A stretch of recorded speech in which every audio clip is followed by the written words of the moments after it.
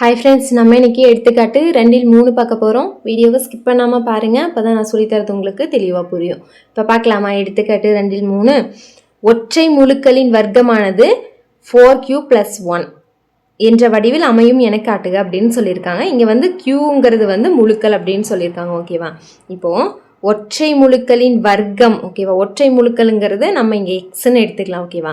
அதை எடுத்தோம் அப்படின்னா எக்ஸ்ன்னு எடுத்தோம் அப்படின்னா அதோட வர்க்கம்னா ஸ்கொயர். அப்போ x² இந்த வடிவில் இருக்கும் அப்படின்னு சொல்லுங்க அப்படின்னு கேட்குறாங்க. இவ்வளோதான். இந்த கணக்கு ரொம்ப ரொம்ப ஈஸி. இப்போ தீர்வு பாருங்க. இப்போ நான் இது ஒற்றை முழுக்கில் எக்ஸ்ன்னு எடுத்துக்கலாம்னு சொன்னேன். அப்போ நான் அதை எழுதிக்கிறேன். எக்ஸ் என்பது இந்த எக்ஸுங்கிறத நம்ம எடுத்துக்கிறோம். ஓகேவா? எக்ஸ் என்பது ஓர் ஒற்றை முழுக்கள்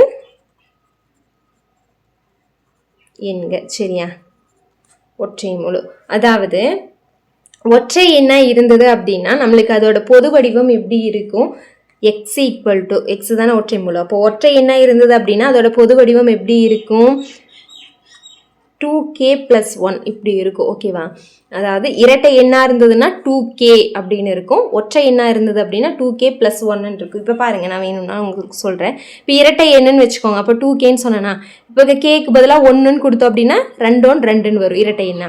அதே மாதிரி கேக்கு பதிலாக 2ன்னு கொடுத்தோம் அப்படின்னா 2 2 4 மறுபடியும் இரட்டை எண்ணா.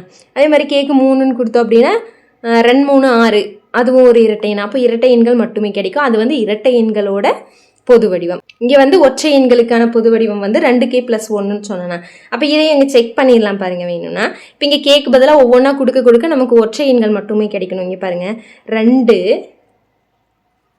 கேக்கு பதிலாக 1ன்னு கொடுக்கலாமா? அப்போ 1 + 1 என்னன்னு கிடைக்குது? 2 1 2 2 கூட 1 கூட்டினா 3. அடுத்து 2 இங்கே 2ன்னு கொடுத்தோம் அப்படின்னா 2 2 4 4 கூட 1 கூட்டினா 5.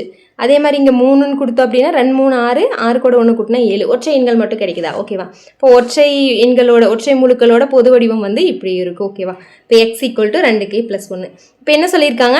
இதோட வர்க்கமானது இந்த வடிவில் இருக்கும்னு கேட்டிருக்காங்களா? அப்போ இதை ஸ்கொயர் பண்ணணுமா? x² பண்ண போகிறோம். x² இங்கேயும் அப்போது இதையும் ஸ்கொயர் பண்ணலாமா? 2k + 1 the whole square. ஓகேவா?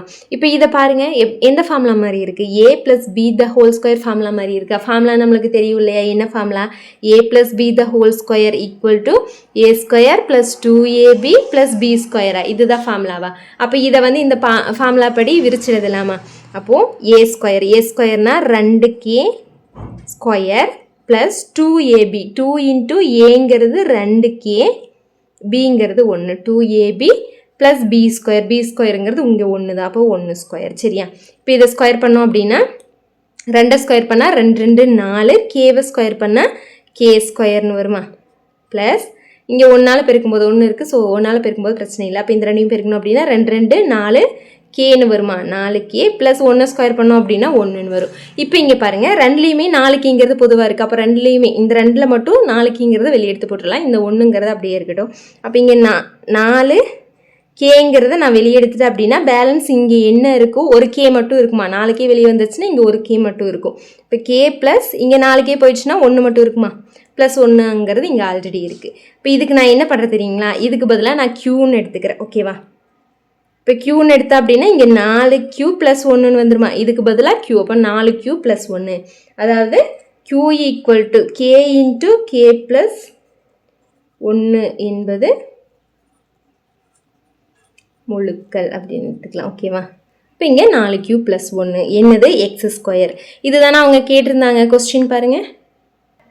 இங்கே பாருங்கள், ஒற்றை முழுக்களின் வர்க்கம், அதோட வர்க்கம் 4q + 1 அப்படின்னு சொல்லணுமா?